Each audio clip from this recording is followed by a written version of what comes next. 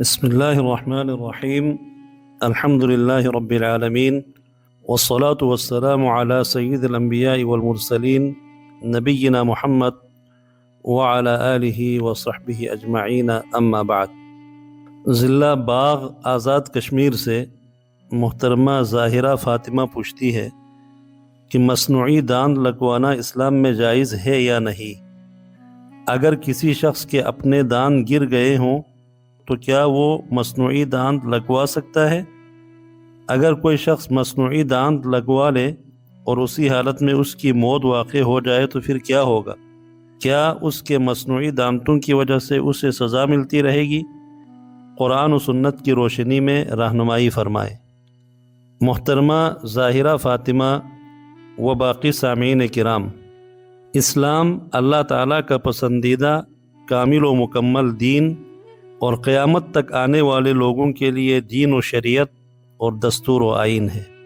اس دین کی خوبصورتی اور خوبی یہ ہے کہ اس میں تمام قوانین اور احکامات میں ضرورت مند، بیمار اور مجبور کی مجبوریوں اور خصوصی حالتوں کا خاص خیال رکھا گیا ہے۔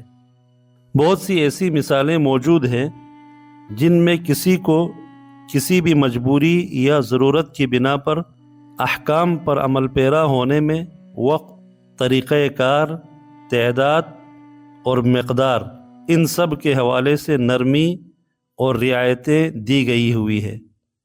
مصنوعی داند لگوانے کا معاملہ بھی انہی میں سے ایک ہے۔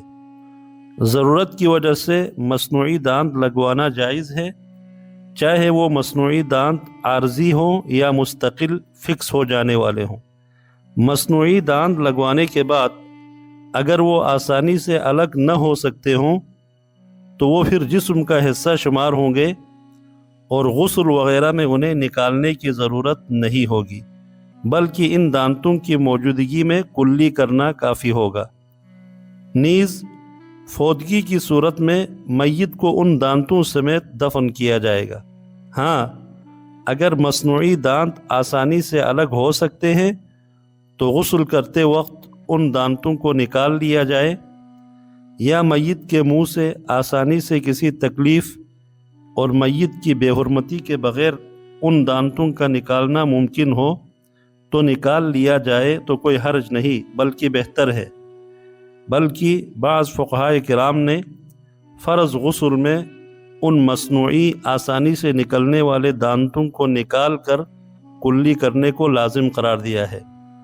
یہ اس صورت کی بات ہے جب آسانی سے ان دانتوں کو نکالا اور منہ میں رکھا جا سکے۔ جیسا کہ دیکھا گیا ہے کہ کچھ لوگ جنہوں نے مسوڑوں سمیت مصنوعی دانت لگوا رکھے ہیں، وہ رات کو سوتے ہوئے انہیں اتار کر رکھ دیتے ہیں، یا وضو کرتے ہوئے ان کو نکال کر کلی کرتے ہیں اور پھر ان دانتوں کو پانی سے صاف کر کے دوبارہ منہ میں رکھتے ہیں۔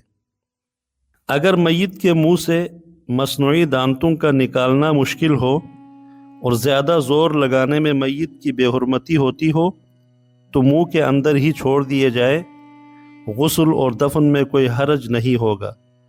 خاص طور پر مصنوعی دانت اگر فکس ہیں تو انہیں نکالنے کی کوئی ضرورت نہیں، نہ ہی قرآن و حدیث سے اس کی ممانعت یا اس پر کسی سزا کا ثبوت ہے۔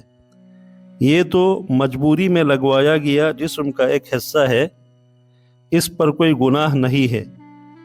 اگر مصنوعی ہونے کی وجہ سے ان کو سزا کا باعث یا سبب سمجھا جائے تو پھر جن لوگوں نے ہاتھ پاؤں کی ٹوٹی ہوئی ہڈیوں کی جگہ سٹیل راڈ یا پتری لگوائے ہوئے ہیں یا مصنوعی اعضاء فٹ کیے ہوئے ہیں، کیا مرنے پر ان کا ہاتھ پاؤں توڑ کر اس راڈ کو نکالا جاتا ہے؟ نہیں۔ لہٰذا اس چیز کو سزا کا موجب اور باعث قرار دینا بالکل فضول اور بے بنیاد بات ہے۔ ہاں، البتہ مصنوعی داند لگوانے کے سلسلے میں چند ایک باتوں کا خیال رکھنا ضروری ہے۔ نمبر ایک یہ کہ یہ کسی مجبوری، بیماری یا دانتوں کے ٹوٹنے کی وجہ سے لگوائیں، محض نمود و نمائش اور اللہ کی تخلیق کو بلا ضرورت تبدیل کرنے کے لیے نہ ہو۔ دوسری بات، مصنوعی دانت جس چیز یا میٹریل سے بنائے جائے وہ پاک چیز ہو، حرام یا نجس نہ ہو، جیسے کسی انسان کی بوسیدہ ہڈی یا کسی کتے، خنزیر وغیرہ کے دانتوں یا جسم سے نہ لیا گیا ہو، بلکہ کسی بھی پاک چیز سے بنائے گئے ہوں، چاہے وہ سٹیل ہے یا پلاسٹک یا کوئی اور میٹریل۔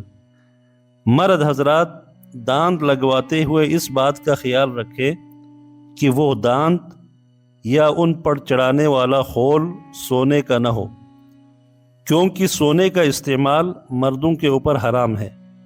ہاں البتہ اگر واقعی کوئی ایسی مجبوری ہے جس میں مستند ڈاکٹر اور معالج کی رائے کے مطابق سونے کا دانت لگوانا یا خول چڑھانا ضروری ہو تو پھر بوجہ مجبوری اس کی اجازت دی جا سکتی ہے۔ رسول اللہ صلی اللہ علیہ وسلم کی سنت سے ایسے دلائل ملتے ہیں جن سے اس بات کا ثبوت ملتا ہے۔ سنن ابو داؤد اور جامع ترمذی وغیرہ میں روایت موجود ہے کہ ایک صحابی نے کسی زخم سے ناک متاثر ہونے کی وجہ سے چاندی کی ناک بنوا کر لگوائی، لیکن اس میں بدبو پیدا ہونے لگی تو رسول کریم صلی اللہ علیہ وسلم نے انہیں حکم دیا کہ وہ سونے کی ناک بنوا کر لگا لے۔ اسی طرح دانتوں کے حوالے سے ایک ناپسندیدہ یا ممنوعہ بات یہ ہے کہ عمر رسیدہ لوگ، خاص کر خواتین، عمر چھپانے اور کم عمر دکھلانے کے لیے سامنے کی دانتوں کے درمیان فاصلے کرواتی ہے۔ اس پر حدیث میں اللہ کے رسول صلی اللہ علیہ وسلم کی طرف سے لعنت آئی ہے، لہٰذا اس سے بچنا چاہیے کیونکہ یہ حرام فعل ہے۔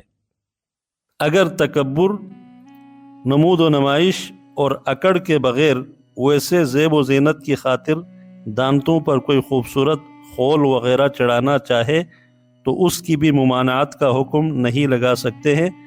البتہ جیسے میں نے پہلے عرض کیا، مرد حضرات اس میں اس بات کا خیال ضرور رکھے کہ اس میں صرف زیب و زینت کی نیت سے سونے کا استعمال نہ ہو۔